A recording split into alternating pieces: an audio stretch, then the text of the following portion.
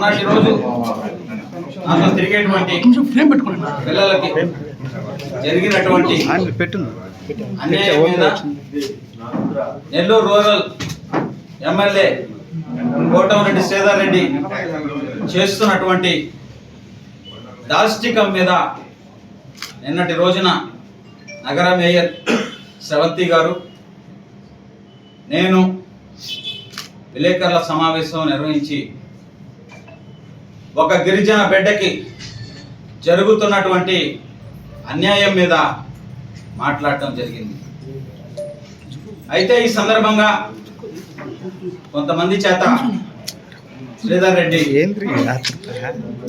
Press meet పెట్టించి నా గురించి మాట్లాడించడం జరిగింది. అయితే ఈ సందర్భంగా నేను ఒక ముఖ్యమైనటువంటి విషయం చెప్పదలుచుకున్నాను.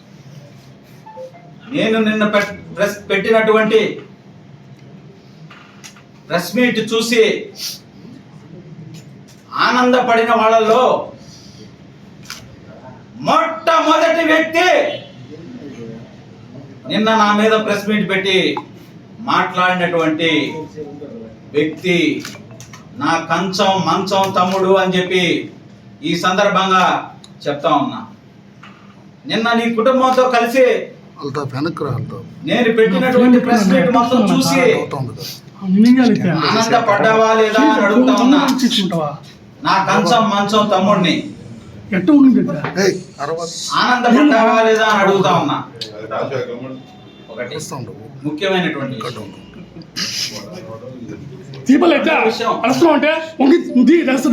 నా తల్లి గురించి ఫోకస్ చేసుకోవాలా పెట్టారు.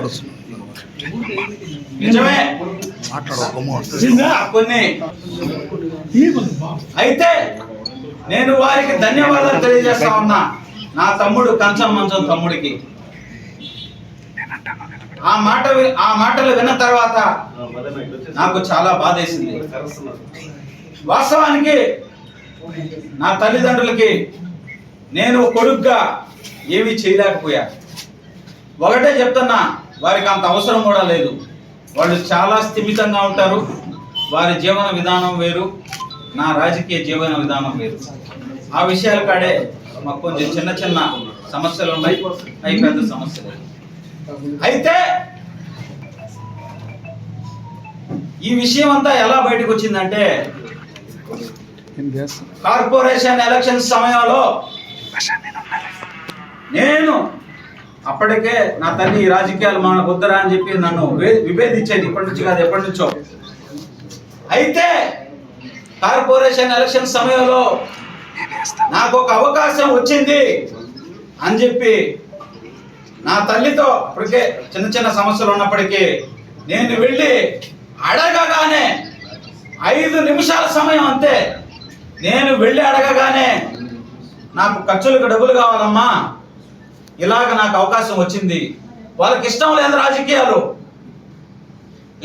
రాజకీయాలు, అయినా నాకు ఒక అవకాశం వచ్చిందమ్మా, మీరు నాకు అనగానే నేను సాయం చేయమని కూడా అడగగానే ఆనందంగా 10 లక్షల రూపాయలు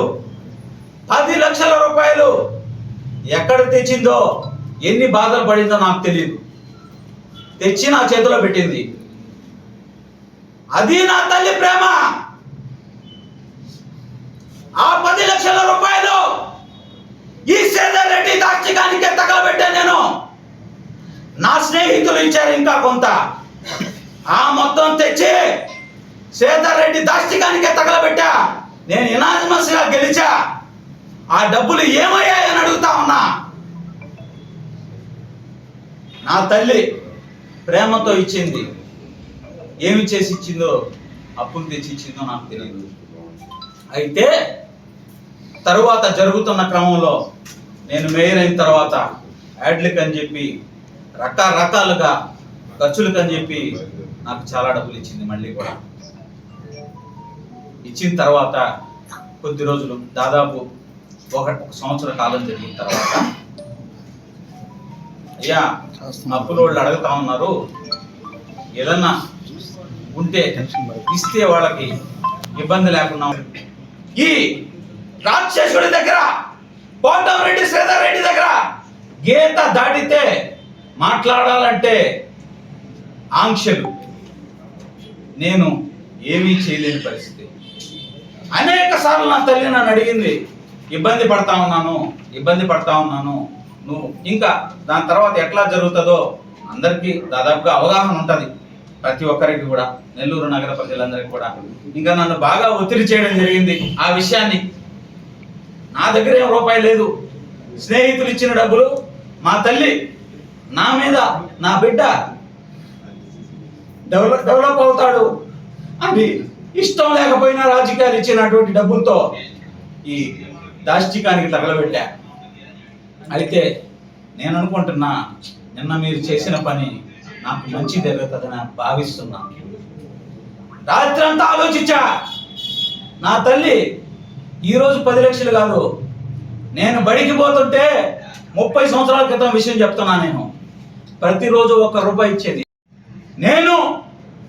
నాకు ఒకానొక సందర్భంలో చిన్నప్పుడు 200 రూపాయల పూట్లు, ఆ రోజుల్లో 200 రూపాయలు అంటే ఎక్కువే, 30 సంవత్సరాల క్రితం తీసిచ్చి నా బిడ్డ 200 రూపాయల బూట్లు వేసుకున్నాడని మా పక్కనింట్లో వాళ్ళకి చెప్తా ఉంటే నన్ను చూసి ఆ కళ్ళల్లో ఆనందం రాత్రి గుర్తొచ్చింది నాకు. అది నా తల్లి ప్రేమ. సరే, అన్నీ జరిగాయి కదా, నేను తిట్టాను కదా, అయినా నేను జైల్లో ఉంటే నా తల్లి తండ్రి ఇద్దరు ఉదయం 7 గంటల నుంచి నన్ను చూడాలని పడిగాపులు కాశారు. అయినా ఆ రోజు నేను దుర్మార్గంగా వాళ్ళతో మాట్లాడలా. దానికి కారణం చెప్తా.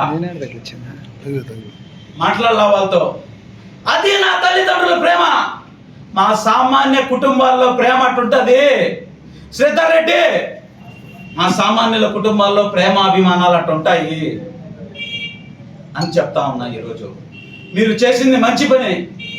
నేను ఇప్పటి వరకు అయితే నా తల్లిదండ్రులకి ఏమీ చేయలా. వాళ్ళకి అవసరం లేదు, వాళ్ళు స్థిమితంగా ఉన్నారు, ఇబ్బంది లేదు. కాకపోతే ఒక బిడ్డ ప్రేమ చూపిలా. నాకు అవకాశం వస్తే ఖచ్చితంగా దాన్ని చేస్తానని చెప్పి నేను ఈరోజు అందరికీ తెలియజేసుకుంటా ఉన్నా. ఇంకొకటి, నా సతీమణి నేనేదో కొడతానని చెప్పి మాట్లాడాను. నిజంగా ఈ ప్రెస్ మీట్ అది కూడా వాస్తవం. మీరు చెప్పినందుకు నాకు సంతోషంగా ఉంది. నా సతీమణి చూసింది, అడిగింది. ఏమడిగిందంటే, ఏందమ్మా ఇది, నువ్వు నన్ను కొడుతున్నావు అని చెప్పి ప్రెస్లో చెప్పారు వాళ్ళు. అసలు వాస్తవంగా కొట్టేది నిన్ను నేను కదా ఎక్కువ కొట్టేది, అది చెప్పలేదే అని అడిగింది నా సతీమణి. నిజంగా చెప్తున్నా, నేను కొన్నిసార్లు ఏదైనా చిన్న దెబ్బలు తగిలితే ఫుల్ షర్ట్ కూడా వేసుకోపోయి ఉన్నా బయటికి. మా అనుబంధం, మా బంధం అటువంటిది. దాన్ని హేళన చేసి మాట్లాడారు. మొన్న నాతో తిరిగే పిల్లోడు ఇబ్బంది జరిగితే 10:30 టైము రాత్రి నా సతీమణికి ఫోన్ చేశా. మేయర్ శ్రవంతి నా సతీమణికి ఫోన్ చేశా, ఎట్లా ఇబ్బంది జరుగుతుందంటే పోదాం మనం అంటే. నేను కారు తీసుకొని కింద కదిలే లోపల రెడీగా వచ్చేసింది. 2 నిమిషాలు దారిలో పోతా నన్ను శ్రీధర్ రెడ్డి వదిలిపెట్టడమ్మా, చంపినా చంపేస్తాడు, ఇంత పగుందని నాకు తెలియలేదు, ఏదో వాట్సాప్లో పెడుతున్నాడు అనుకున్నా అని చెప్పా. నేను కూడా సిద్ధం, నీతో చావడానికి నేను కూడా సిద్ధం అని చెప్పింది నా సతీమణి నాకు. అది మా ప్రేమ, అది మా అభిమానం. దాన్ని హేళన చేసి మాట్లాడారు మీరు. కాలమే సమాధానం చెప్తుంది మీకు. నేను అడుగుతున్నా, నా కంచం మంచం తమ్ముడిని 10 కోట్ల రూపాయలు వినాయకుడి పేరు చెప్పి లంబోదర సెంటర్లో తండావు. తండిన డబ్బులు నీకేదో వస్తాయని ఆశపడ్డావు. ఆశపడి చివరకయ్యి ఎక్కడికి చేరాయో? లంబోదర సెంటర్లో కాదు, కుంభకోణం సెంటర్లో, కుంభకోణం కాఫీ టీ షాప్ సాక్ష్యం. నువ్వు అందరి దగ్గర మొత్తం డబ్బులు తీసుకొని నాకు చిల్లరిచ్చారన్నా ఈ రాక్షసులు. అనా 10 కోట్ల రూపాయలు వసూలు చేసి 2 కోట్లు ఖర్చు పెట్టి 8 కోట్ల రూపాయలు మిగిలితే మొత్తం తీసుకొని నాకు చిల్లరిచ్చారన్నా అని కుంభకోణం సెంటర్లో నువ్వు మాట్లాడిన మాటలు తెలుసా, గుర్తున్నాయా నీకు అని అడుగుతున్నా. నువ్వు క్వార్చిలో నిన్నేదో పెట్టుబడి పెట్టుకోమంటే వాళ్ళకి డబ్బులు కట్టావు. నువ్వు లారీల్లో సరికెక్కిచ్చావు. ఉన్న పళంగా ఫోన్ వచ్చింది. ఏంటంటే అసలు వాళ్ళ దగ్గర నుంచి ఇక్కడికి వచ్చేసింది అసలు విషయం, రావాల్సిన విషయం. నీకు ఫోన్ వచ్చింది. ఎక్కడ లారీలు అక్కడ వదిలేసి వచ్చేయమని చెప్పారా లేదా? నువ్వు ఆ విషయం కుంభకోణం టీ షాప్ కాడ, మాగుంటా లేఅవుట్ కుంభకోణం టీ షాప్ కాడ రాజకీయ నాయకుల దగ్గర చెప్పి వాపోయావా లేదా? కంచం మంచం తమ్ముడు అని అడుగుతా ఉన్నా. నిన్న రాత్రి మీ కుటుంబం మొత్తం నేను పెట్టిన ప్రెస్ మీట్ చూసి సంతోషపడ్డారా లేదా? నవ్వుకున్నారా లేదా? సరైనోడు రాయుడు అనుకున్నారా లేదా? తమ్ముడు, కంచం మంచం తమ్ముడు, చాలు ఇక నీ గురించి. ఇంకా పోతే వీళ్ళందరూ కూడా ఇష్టం వచ్చి ప్రెస్ మీట్ పెట్టలా. కంచం మంచం తమ్ముడు కానీ, మా సేనన్న కానీ, షాబీర్ బాయ్ కానీ, మా గిరిజన బిడ్డ కానీ, మా సేనన్న గురించి చెప్తా. అన్నా 4 కోస్తానన్నావు. నేను ముందే చెప్పాను కదా, మీరు 4 కోస్తారు, కాళ్ళేర కొడతారు, ప్రాణం కూడా తీస్తారన్నా. తెలిసే అది తెలియని విషయమా? అది తెలియని విషయమా అంటున్నా. అందరికీ తెలిసినటువంటి విషయమే. నేను సిద్ధపడిపోయి ఉన్నావు అని చెప్పి మొన్న రాత్రి ఆడ చెప్పా. నా తమ్ముడు ఇంటికాడ ఆడ బాధపడ్డా తమ్ముడు ఇంటికాడ. నిన్న విలేకరుల సమావేశంలో చెప్పా. మేము సిద్ధపడే దిగాము. ఎంతోమంది ఉదాహరణలు కూడా చెప్పా. సిద్ధం, 4 పోయండి, కాళ్ళు విరగొట్టండి, చంపండి, సిద్ధపడే ఉన్నాం. నా సతీమణి కూడా సిద్ధపడి ఉంది అన్నాడు. ఇంకపోతే షాబీర్ ఖాన్ బాయ్ గురించి ఆల్రెడీ ఆయనే అంతకుముందు చెప్పున్నాడు. ఆయనకి ఎన్ని అన్యాయాలు జరిగాయో, ఆయన కడుపులో ఎంత ఉందో పాపం బయట పెట్టలేదు, అవకాశం రాలేదు. అప్పుడు ఆల్రెడీ చెప్పున్నాడు షాబీర్ భాయ్. ఇంకా ఒత్తిళ్ళు అట్టుంటాయి, ప్రెస్ మీట్ పెట్టాడు, దానికి ఏమి ఇబ్బంది. ఇంకపోతే నా గిరిజన బిడ్డ చేత మాట్లాడించాడు. నేను మాట్లాడమని నా గిరిజన బిడ్డని ప్రోత్సహిస్తూ ఉన్నా.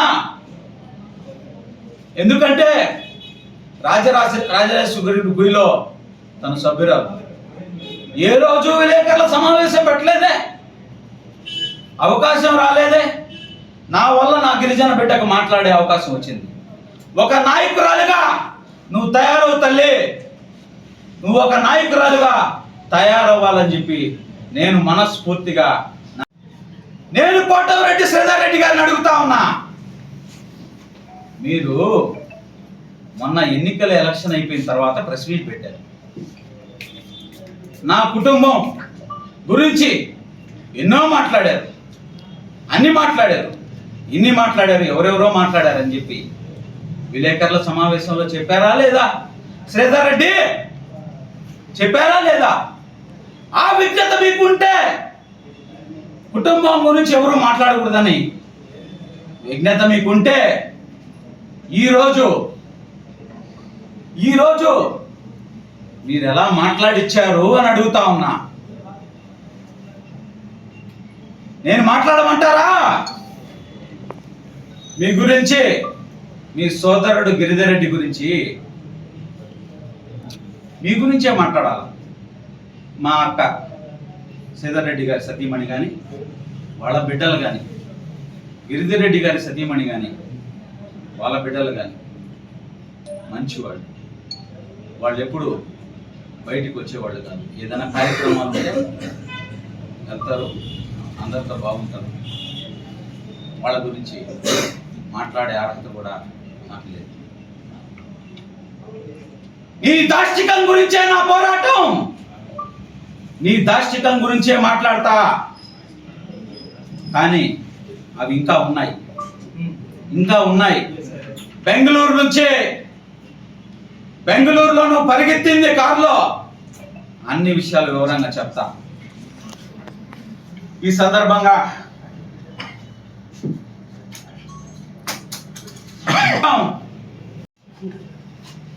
నేను ఈరోజు శ్రీధర్ రెడ్డి గారిని అడుగుతా ఉన్నా. మా తాత మంత్రి కాదు, మా నాయన ఎమ్మెల్యే కాదు, మా ముత్తాత జమీందారు కాదు, నేను అపర కోటీశ్వరుని కాదు అన్నావు. నాకేం వ్యాపారాలు లేవన్నావు. ఈ మధ్య చెప్పేవాళ్ళు వ్యాపారాలు, ఆ వ్యాపారాల గురించి కూడా చెప్తా. మొదట్లో మాట ఇది. నీకు బాగుంటా లేవట్లో 20 కోట్ల రూపాయల విలువ చేసే ఇల్లు 5 సంవత్సరాల్లో ఎట్టొచ్చింది? బెంగళూరులో 100 కోట్ల రూపాయల విలువ చేసే షాపింగ్ కాంప్లెక్స్ ఎట్లా వచ్చింది? హైదరాబాద్ లో 30 కోట్ల రూపాయల విలువ చేసే విల్లా ఎలా వచ్చింది? ఈ మధ్య చెప్పావు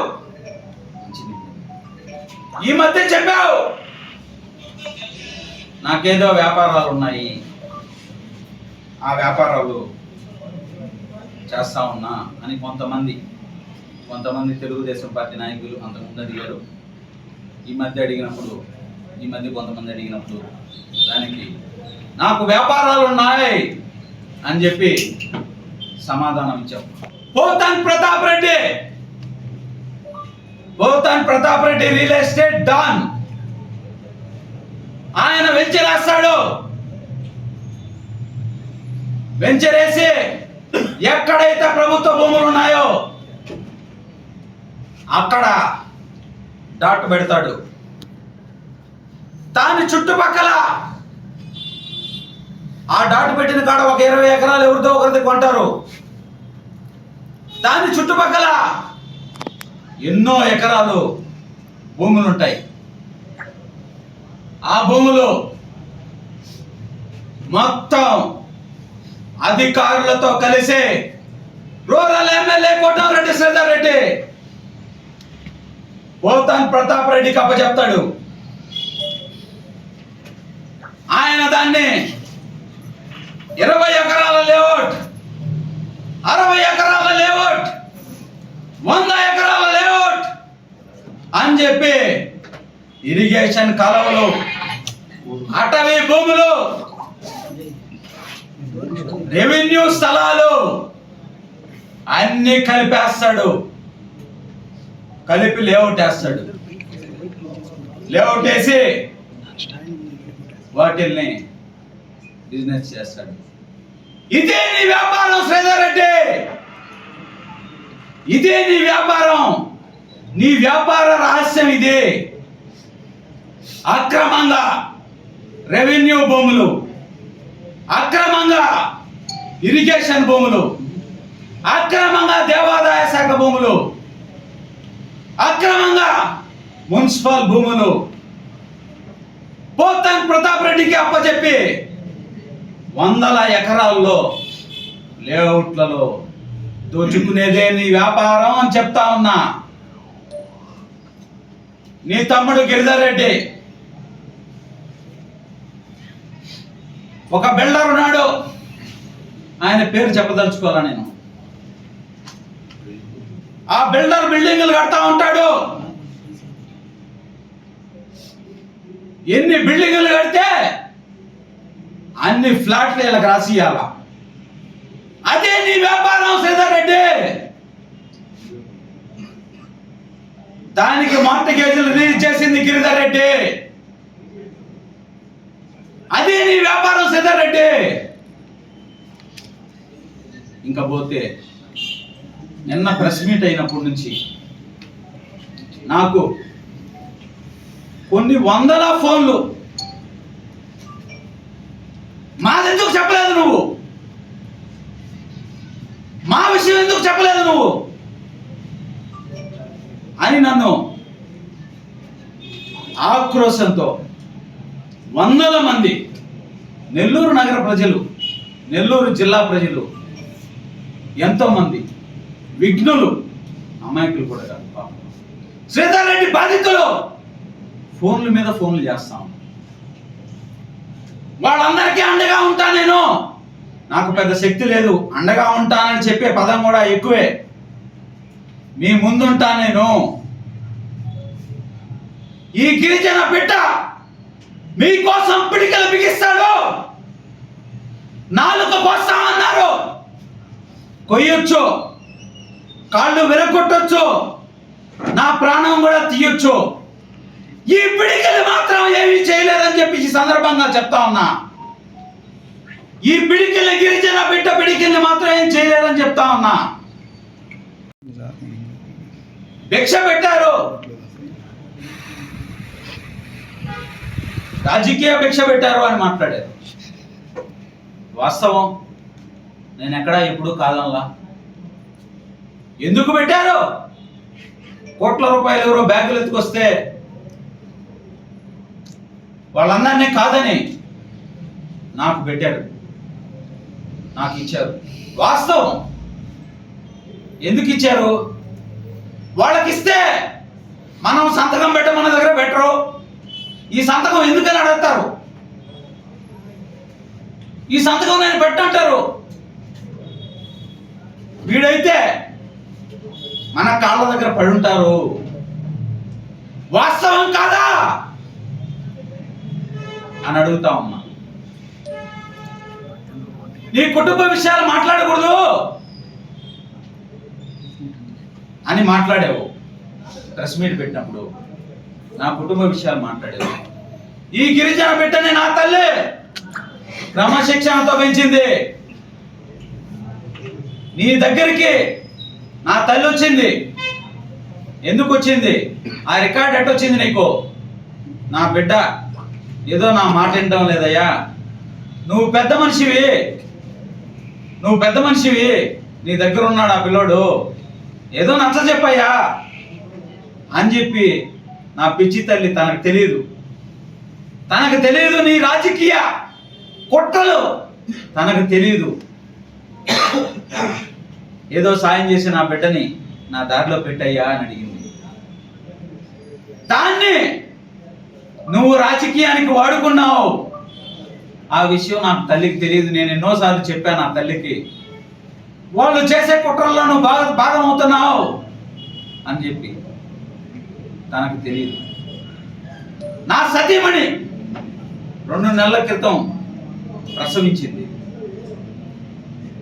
ప్రసవించిన మరుసటి రోజు నేను సంతోషంగా ఉన్నామని తట్టుకోలేక నా సతీమణి గురించి అసభ్యకరంగా యూట్యూబ్ ఛానల్ కూడా కాదది, ఒక పనికి మాలిన ఛానల్ లో నువ్వు పెట్టించావా లేదా, నా సతీమణి గురించి అసభ్యంగా పెట్టించావా లేదా? నా బిడ్డ బారసాల జరిగింది, రేపు జరుగుతుందని తెలుసుకొని ముందు రోజు వీడియోలు పెట్టించావా లేదా శ్రీధర్ రెడ్డి? నేను ఆనందంగా ఉండకూడదని ఒకే కారణం, నేను సంతోషపడకూడదని ఒకే కారణం. ఎందుకు నీకు ఇంత కుట్ర ఈ గిరిజన బిడ్డ మీద? మరెన్నో వీడియోల కోసం మా ఛానల్ ని సబ్స్క్రైబ్ చేసుకుని పక్కనే ఉన్న బెల్ ఐకాన్ ని క్లిక్ చేసి యాక్టివేట్ చేసుకోండి.